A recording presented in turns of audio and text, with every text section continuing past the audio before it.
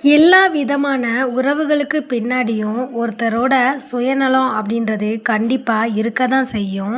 சுயநலம் இல்லாத உறவு அப்படின்றது சாத்தியமற்றது. ஆனாலும் வாழ்ந்து போராடுங்க, போராடிக்கிட்டு வாழாதீங்க. யாரையுமே அதிகமா நேசிச்சிராதீங்க. அவங்க உங்களை விட்டு பிரியும்போது ஏற்பட போற வலிய உங்களோட அப்பாவி மனமானது ஒருபோதும் ஏத்துக்காது.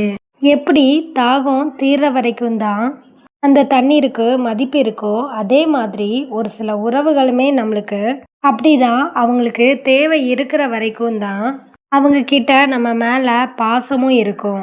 மதிக்காத வீட்டில் மரமா இருக்கிறத விட நம்மளோட சொந்த வீட்டில் கால் மிதியா இருந்துட்டு போயிடலாம் அப்படின்றத கண்டிப்பா எல்லாருமே ஒரு நாள் புரிஞ்சுக்குவாங்க. காரணம் இல்லாம வெறுத்து ஒதுக்குனவங்க கிட்ட காரணம் என்னன்னு ஒருபோதும் கேட்டு போகாதீங்க. அதுக்கு அவங்க 1000 காரணம் வச்சிருப்பாங்க. அதுல எது ஒன்றையுமே நீங்க தாங்க மாட்டீங்க. நம்மளுக்கு பிடிச்சவங்களாம் நம்மளை காயப்படுத்திட மாட்டாங்க அப்படின்னு நம்பிடாதீங்க. சில நேரத்தில் நம்மளோட எதிரிகளை விடவும் மிக மோசமான முறையில் நம்மளை காயப்படுத்துகிறவங்க நம்மளுக்கு பிடிச்சவங்களா தான் இருப்பாங்க.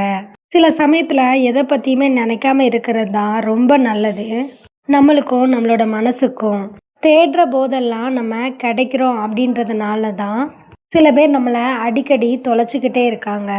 அவ்வளோ சீக்கிரம் யாரையுமே நம்பாமல் இருக்கிறது உடனடியாக தோன்றக்கூடிய குணம் இல்லை.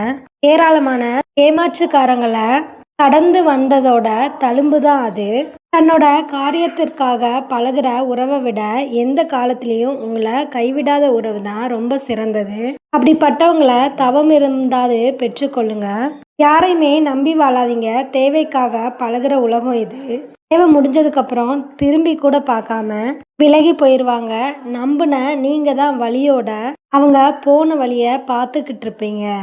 சில பேர் பாசத்துக்காக இங்கே நடிக்கிறாங்க, சில பேர் பணத்துக்காக இங்கே நடிக்கிறாங்க.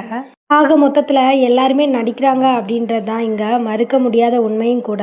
யாருக்கும் உங்களை பிடிக்கல அப்படின்னா நீங்கள் இன்னும் சரியாக நடிக்க கற்றுக்கல அப்படின்றது தான் இங்கே உண்மையான அர்த்தமும் கூட. உங்களை புரிஞ்சுக்காத எதுவுமே உங்ககிட்ட நினைக்காது. உங்களை புரிஞ்சுக்கிட்ட எதுவுமே உங்களை விட்டு விலகியும் போகாது.